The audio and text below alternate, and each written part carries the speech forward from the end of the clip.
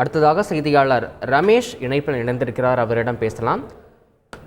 ரமேஷ், இந்த நாடாளுமன்ற தேர்தல் தொடர்பாக காங்கிரஸ் குழு அமைத்திருக்கிறது, அது தொடர்பான உங்களுடைய கருத்துக்கள்? அதாவது நாடாளுமன்ற தேர்தல் எதிர்வரும் ஏப்ரல் அல்லது மே மாதங்களில் நடைபெறலாம் என எதிர்பார்க்கப்படுகின்றது.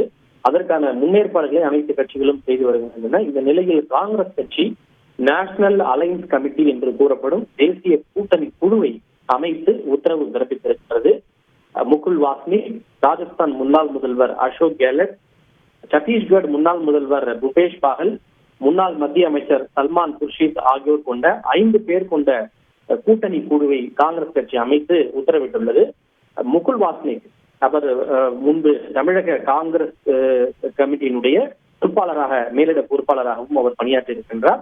மகாராஷ்டிராவிலிருந்து தற்போது அவர் எம்பியாக தேர்ந்தெடுக்கப்பட்டிருக்கிறார். அவர் இந்த கூட்டணி குழுவினுடைய ஒருங்கிணைப்பாளராக செயல்படுவார் என்று சொல்லப்பட்டுள்ளது. இந்த குழு அதிகாரப்பூர்வமாக கூட்டணிக்கான பேச்சுவார்த்தைகளை துவங்கும் என்று தெரிகின்றது.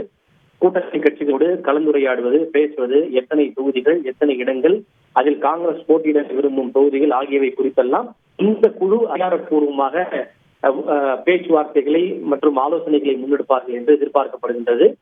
இன்றைக்கு குறிப்பாக இந்தி கூட்டணியினுடைய 4வது கூட்டம் நடைபெறுகின்ற இந்த சூழலில் காங்கிரஸ் கட்சியினுடைய இந்த அறிவிப்பு பெரிதும் முக்கியத்துவம் பெறுகின்றது. ஆக காங்கிரஸ் கட்சி எதிர்வரும் நாடாளுமன்ற தேர்தலில் எதிர்கொள்ள அதிகாரப்பூர்வமாக தயாராகிவிட்டதையே இந்த அறிவிப்பு காட்டுகிறது. விவரங்களுக்கு நன்றி ரமேஷ். செய்திகளை உடனுக்குடன் தெரிந்து கொள்ள உடனே சப்ஸ்கிரைப் பண்ணுங்க.